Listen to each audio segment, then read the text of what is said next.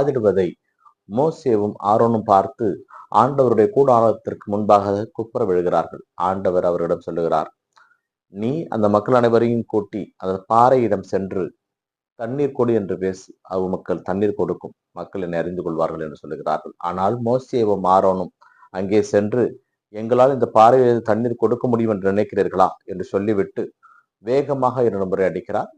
தேவையான அளவு தண்ணீர் வந்தது. ஆனால் ஆண்டவர் சொன்னது அந்த பாறையிடம் சென்று பேசுங்கள் என்று. பல நேரங்களிலே நாம் ஆண்டவருக்கு அவருடைய எண்ணங்களுக்கு ஏற்ற செயல்படாமல் அவருடைய வார்த்தையை தான் நாம் செயல்படுகிறோம், அவருடைய வார்த்தையை தான் நாம் நடக்கிறோம் என்று நினைத்துக் கொண்டிருக்கிறோம். ஆனால் அவற்றை சரிவர நாம் புரிந்து கொள்ள கடமைப்பட்டிருக்கிறோம். கடவுளுடைய நியமங்களையும் கட்டளைகளையும் நாம் கடைபிடிக்க வேண்டும், அதில் மாற்று கருத்து கிடையாது. ஆனால் அந்த நியமங்களையும் கட்டளைகளையும் நாம் கடைபிடிக்கின்ற பொழுது அதனால் மற்றவர்களுக்கு எந்த பாதிப்பும் ஏற்படாமல் நாம் பார்த்து கொள்ள கடமைப்பட்டிருக்கிறோம். இன்றைய நற்செய்தி வாசகத்திலும் நம் ஆண்டவர் இயேசு கிறிஸ்து தன்னை யார் என்று சீடர்களிடம் கேட்கிறார். அனைவரும் திருமுழுக்கு யோவான், எலியா, எரேமியா என்று சொல்லுகிறார்கள். ஆனால் பேதுரு மாத்திரம், ஆண்டவரே நீர் மெஸ்ஸியா, வாழும் கடவுளின் மகன் என்று சொல்லுகிறார். ஆண்டவர் அவரை மெச்சுகிறார்.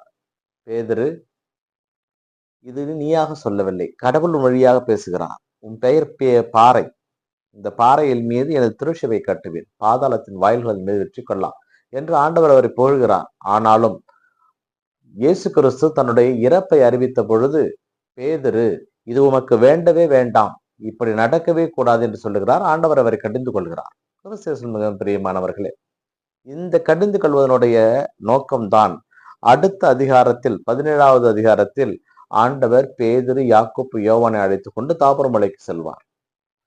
ஏனென்றால் தன்னுடைய நிலையை அவர்கள் அறிந்து கொள்ள வேண்டும், தான் யார் என்பதை அவர்கள் புரிந்து கொள்ள வேண்டும். ஏனென்றால் அவர்கள் கேட்ட கேள்விக்கெல்லாம் ஆண்டவர் பதிலளிப்பார். அந்த இயேசு கிறிஸ்தனுடைய உருமாற்ற காட்சிக்கு பிறகு எலியா தான் முதலில் வர வேண்டும் என்று ஏன் சொல்லுகிறார்கள் என்று கேட்ட பொழுது அதற்கு ஆண்டவர் சொல்லுவார், எலி ஏற்கனவே வந்து விட்டார், ஆனால் மக்கள் அவருக்கு என்னவெல்லாம் செய்ய வேண்டுமோ செய்து விட்டார்கள், அவரை ஏற்றுக்கொள்ளவில்லை என்று சொல்லுவார். அவர் திருமுழுக்கு யோவானை பற்றி தான் சொன்னார் என்று சீடர்கள் அறிந்து கொண்டார்கள். இப்படி இயேசு கிறிஸ்து தன்னுடைய எல்லாவற்றையும் தன்னுடைய சீடர்களுக்கு அறிவித்தார். சிலவற்றை அவர்கள் அறிந்து கொண்டார்கள், சிலவற்றை அவர்கள் அறியாமல் இயேசு கிறிஸ்துனுடைய உயிர்ப்புக்கு பிறகு தெரிந்து கொண்டார்கள். இந்த 2 வாசகங்கள் நமக்கு சொல்கின்ற உண்மை என்னவென்றால், இறைவனுடைய அன்பிலே நாம் நிலைத்திருக்க வேண்டுமானால் அவருடைய நியமங்களையும் கட்டளைகளையும் நாம் கடைபிடிக்க ஒருபோதும் மறக்கக்கூடாது. அனைவரையும் அன்பு செய்ய வேண்டும். நம்மை நாமே அன்பு செய்வது போல பிறரையும் அன்பு